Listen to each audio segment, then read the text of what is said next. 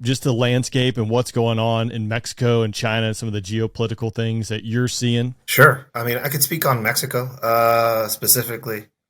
Mexico right now is at the tail end of a populist leftist presidency that has, it started off with the whole notion of abrazos no balazos, which means hugs not bullets, basically being hands off on all cartel stuff. And now seemingly has taken a 180, and it's parts of Mexico's military has decided to go after factions of the Sinaloa cartel, or what the Sinaloa cartel was in the past, because it's changing.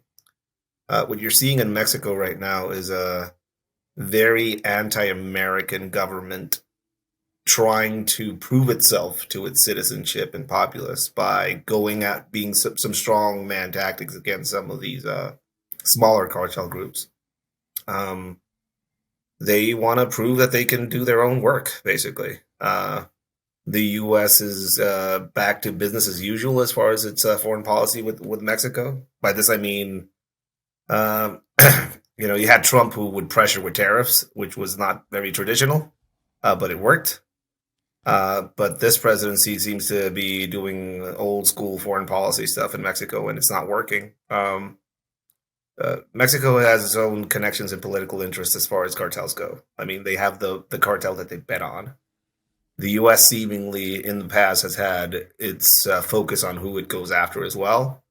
So there's some sort of disparity between both right now. Fentanyl is being pumped into Mexico that makes its way to the United States, obviously. But their biggest moneymaker right now for cartels, at least, is people. People being taxed as they cross the border. It's Christmas for them right now.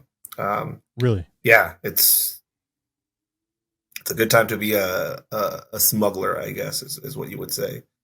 If people want to get a good look at how much business is booming, they don't have to go to the border. You can go on TikTok and actually see some of these smugglers advertise their services by having, before and after videos that they post up of people down in Mexico gathering and buying supplies at some of these cartel run stores, survival stores. Basically, they'll sell you your camouflage uniform, a gallon of water, a backpack full of provisions, and then they'll tax you to cross through their route, basically. Then they'll post a video of you on the other side. This is done in the open, so there's nobody going after these people in Mexico, obviously. So what you see in Mexico right now is a weird stage. On one hand, foreign investment is pouring into Mexico because China is failing as a country.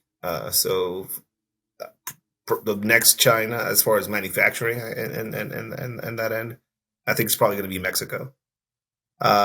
You see foreign investment coming in, and the government is like, see, we told you we're doing a good job, but it has absolutely nothing to do with the policies that the government is doing. It's just that we have a lot of youth, a lot of skilled labor, and companies are moving to Mexico. But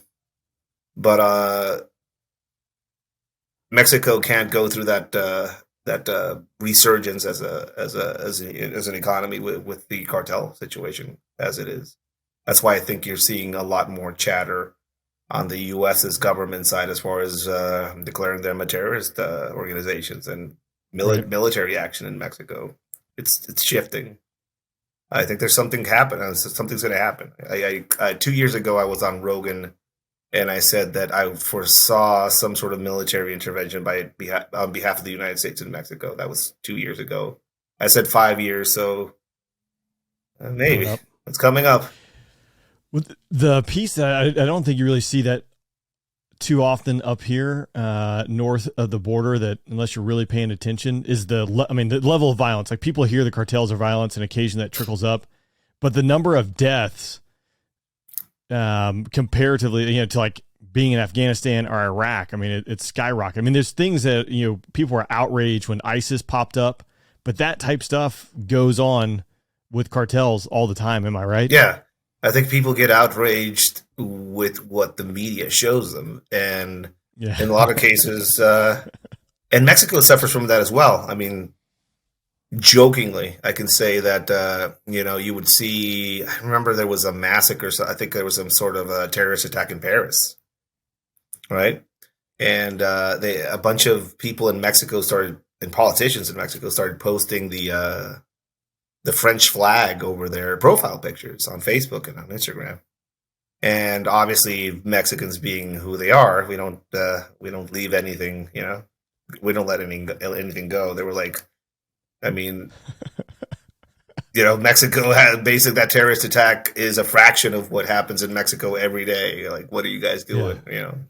Um, during the first 48 hours of that Ukrainian war, like we outperformed the Ukraine war zone as far as violent deaths as far as what happened in Mexico. So it's clearly a war. It's a proxy war, if anything, with interest of foreign entities in Mexico trying to do what they